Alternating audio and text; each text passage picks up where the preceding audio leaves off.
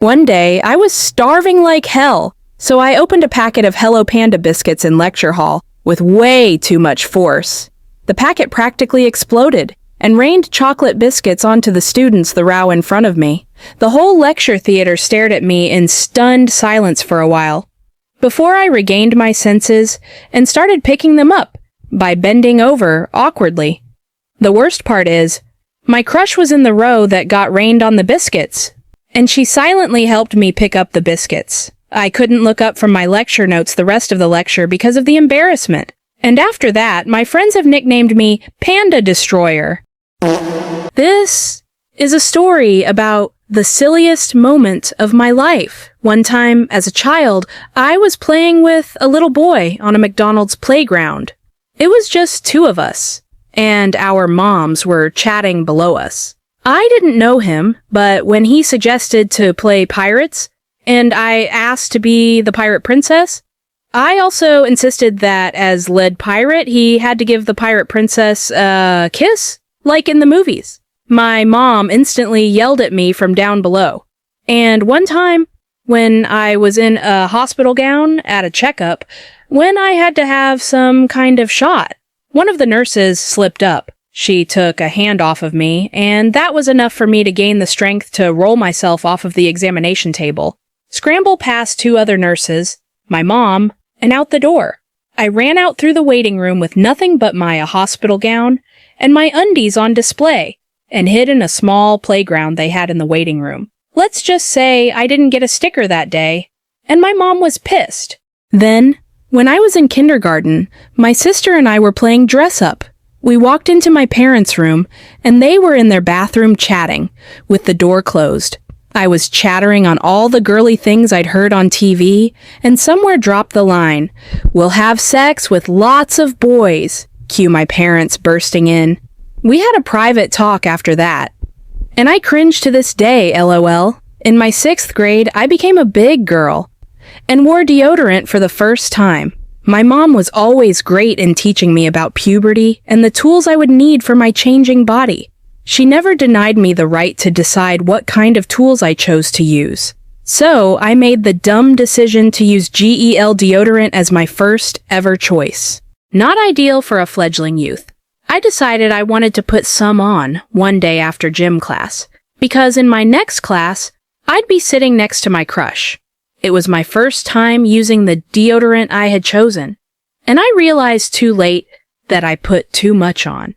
I had to get to class for a test, though, so I showed up, and throughout the entire test, I smelled strongly of deodorant to the point it was soaking my armpits. In front of the boy I liked. Yikes! Also, when I was 17, my body decided to colossally fail on me, and due to a weird stomach situation, I crapped my pants in the middle of the mall. My sister safely got me to a bathroom, and I cried in there until we were able to leave. I really liked this guy in college, and somehow embarrassed myself in front of him often. The first time was having to admit in front of many people on a stage that he was my first college crush. I was in a game of fill or spill your guts, and I'd be spilling my guts with the contents on the table either way.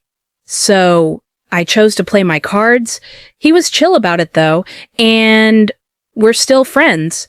One time I was texting him and my sister at the same time. I'm so comfortable with my sister, and we often say the weirdest things to each other to make the other laugh. In a classic HRS sorry wrong person text moment, I very classily texted to him, "Hey bestie, I've pooped and eaten it." I wanted to die after I realized. There was a running gag amongst my friend group that we were a band. I played the piano, and the guy I liked was the lead singer. In a semi-loud cafe, I made a remark to the effect of, "Yeah, and I'm your pianist." I pronounced it like pianist, which in terms of dialect isn't technically wrong, but I guess it wasn't widely used amongst my friends, so they all thought I proudly said, "Yeah, and I'm your penis." And I wanted the floor to open up and drop me into infinity, on a trip multiple states away from home with friends and my crush. I slipped on a pathway, twisted both my ankles, and ended the trip a little prematurely. And I tripped again when I got home. To add to my klutziness, I once tripped on the same piece of damaged sidewalk, twice in 1 week, while walking on my college campus, and I cramped both of my knees up so badly. My mom prayed for my protection extra fervently after all of those incidents. Okay, I hope this gives some people a chuckle. One day I spotted my crush as I walked home, just ahead. My heart raced as I caught up to her, and we started chatting about our day. As we approached the stairs leading to our building, I was so engrossed in our conversation that I didn't notice the slick, wet leaves covering the steps. One moment, I was walking confidently beside her, and the next, I was airborne, slipping and tumbling down the stairs. I landed with a thud, my pride bruised more than anything else. Her laughter rang out, but it wasn't mocking. She quickly knelt beside me and asked, "Are you okay?" I nodded, trying to muster a smile to hide my embarrassment. "Yeah, just lost my footing." She helped me up and made a joke like, "You sure know how to make an impression," she teased. I swear her kindness and humor made me melted and turned the situation a little less painful. But maybe I just lost my cool aura after all.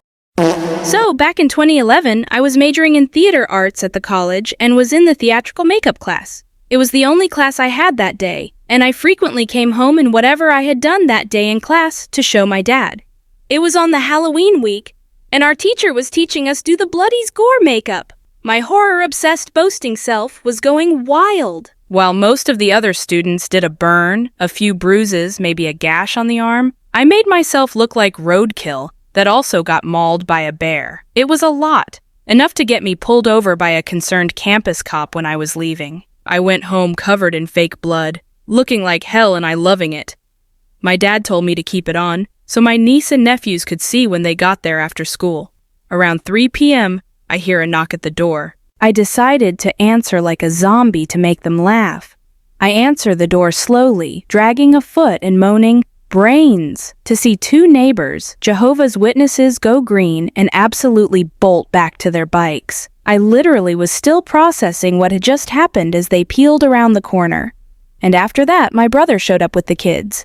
To this day, my dad says he sees the neighbor kids actively avoid our door, even once heard them refer to it as the home of the devil.